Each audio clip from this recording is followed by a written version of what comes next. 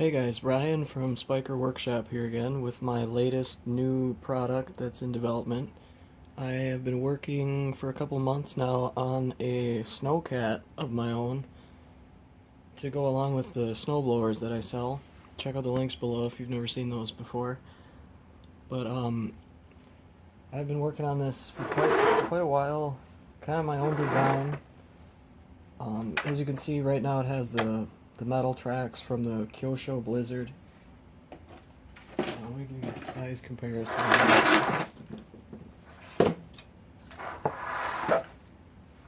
It's about the same length as the Blizzard, but mine is, I think it's about 2 or 3 inches wider,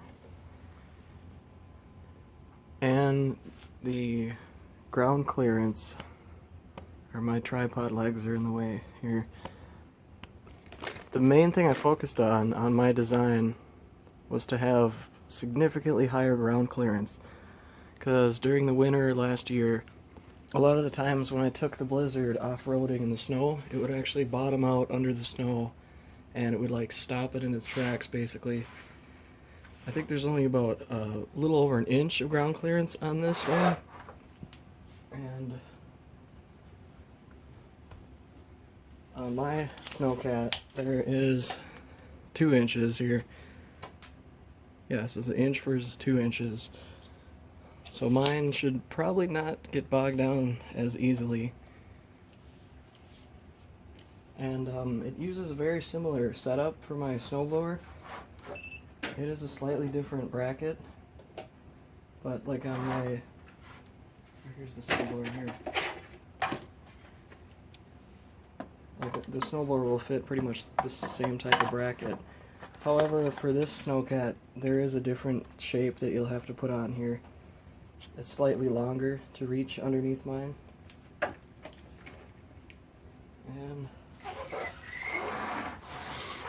if we take a look at the transmission on the inside, mine has significant changes over the Kyosho Blizzard.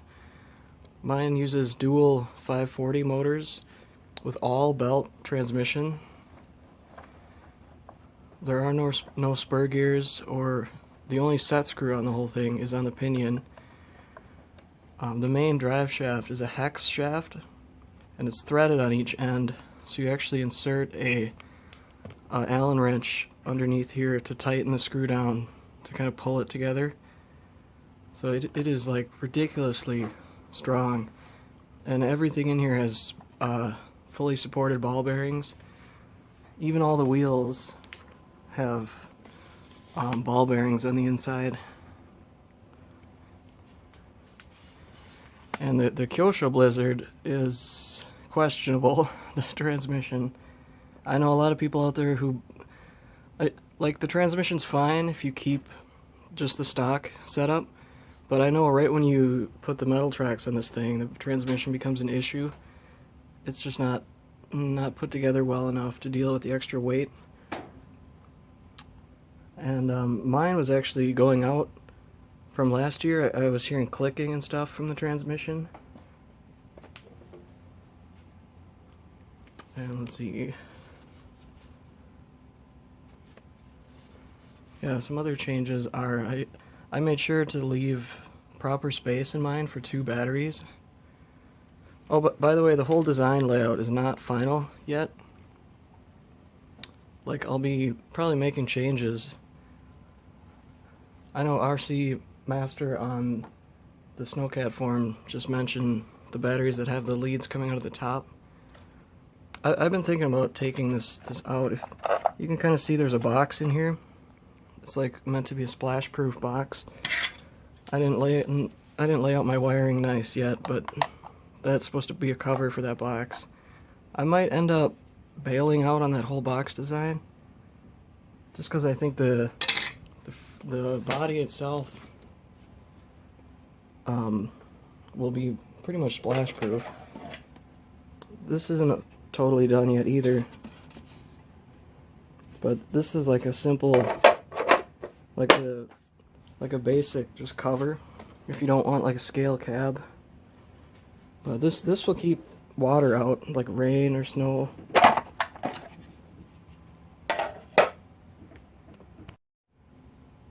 Also wanted to give you kind of a size comparison on the body. Like this is the Lexan body that comes with the Blizzard.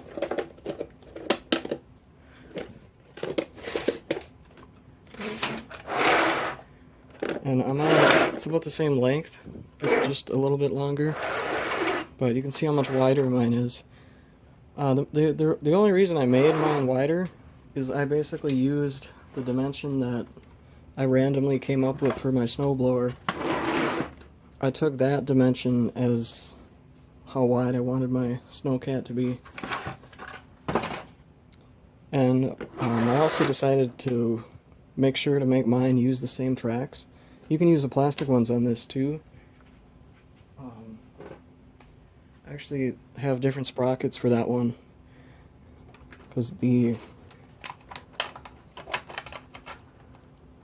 teeth are actually, for some reason on the metal ones, the slot goes the full width, but not on here. So I decided to make two separate sprockets instead of just using the smaller ones. I really like the look of the teeth when it's spinning around. My plans for the top of this, you can see that I made, this will be the cheapest top for this that you can buy. It'll kind of be like just the basic, if you don't really care about it being scale, if you just kind of want like a robot looking thing. The same exact shape will fit on the front and back. So you can actually choose like which side of the Snowcat is the front or the back. Certain people have a preference, because I know there is advantages to having the sprocket in the back versus the front. Like I know, like the Abrams tank, for example, has the sprocket in the back. I guess maybe that's just because the engine is back there. But yeah, besides just this body, I'm going to be making some kind of cab, I guess similar to this, but probably 2 seats to make it wider. And I will do like a full interior on it, just kind of a basic little dashboard with seats and stuff. And then, like you can kind of see the Snowcat's actually split in 2 right here. So there'll be like modules that you can interchange. So if you pick a cab for the front, one of the rear modules you might choose, I'm going to make a flatbed. It'll just be basically just a bed that you can like carry around stuff on. I might put like maybe gates or something around it, not totally sure yet. So here's a quick comparison of the wheels between the Kyosho Blizzard and mine. On the Blizzard it does have some suspension, but for the most part I noticed it pretty much bottoms out once you have batteries and stuff in the thing. You can see it's very little. Mine, the very rear idler wheel is like solid. There is no suspension on that one, but all the other ones are on like a pivot point. So as you're going over bumps, it's not really suspension. I guess it's more of just keeping traction as you go over uneven surfaces. And on mine, the idler wheel, there's a screw. Can't really see it, but you can adjust the idler forward and backwards, so it has really nice control.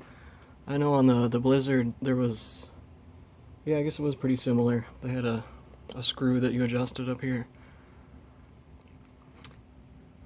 Here's a comparison of the sprockets between the two. The Kyosho Blizzard uses like an external, pretty kind of, I mean there's no ball bearings or anything. This just slides on the screw, and there's 2 little like locks in there. That's pretty much the only thing holding the track, or I mean the sprocket, from spinning. And then on mine it's the hex shaft going all the way through with double ball bearings. And I mean there's like no play in it at all. As you can see, it's just like rock solid. And here you can get a better view of the suspension too.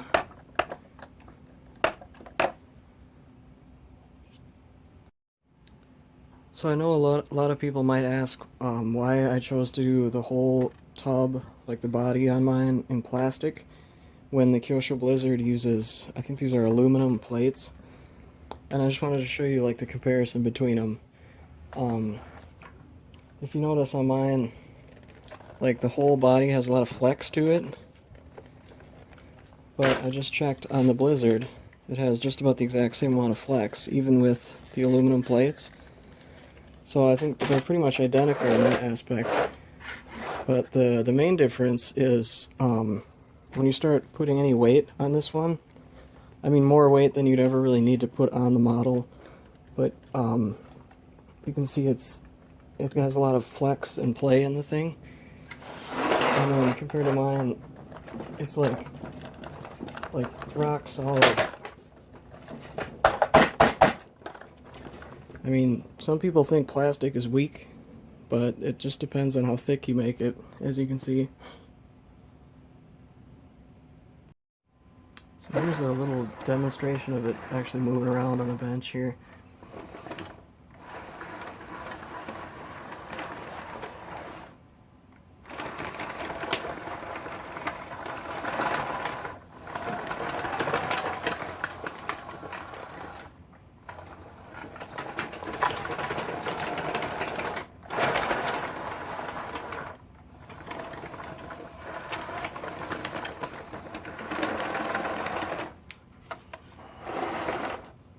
You can kind of see the all-belt transmission that I put in here.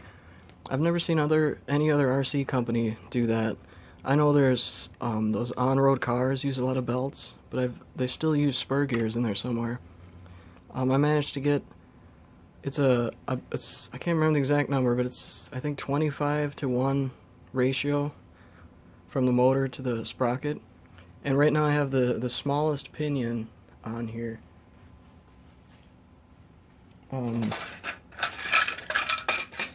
They sell, I think, 3 or 4 different size pinions that will fit in here. So you have like some room to go faster if you wanted. Right now it's in the slowest gearing. But you can hear how quiet the belt is. The only thing you can really hear are the tracks and the whine from the motors, which I know if you get really high-end speed controllers, you can't hear that. Which, speaking of speed controllers, I know a lot of people use the Sabertooth dual ESC. I found these on Hobby King and Amazon. They actually have a switch that you can select for forward and reverse without brake. And they were only $20, so overall it's a lot cheaper than that Sabertooth speed controller, as long as you have a radio that can mix it. Like mine, you can see the mixing going on there.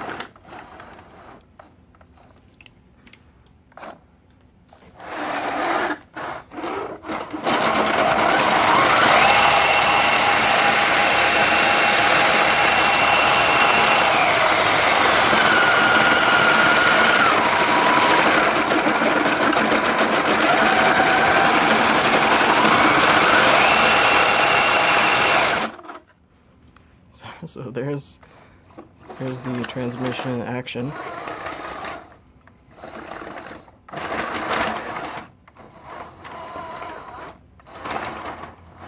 Yeah, and all these gears are 3D printed also. I decided to put them in gray plastic just to make them stand out a little different in the model.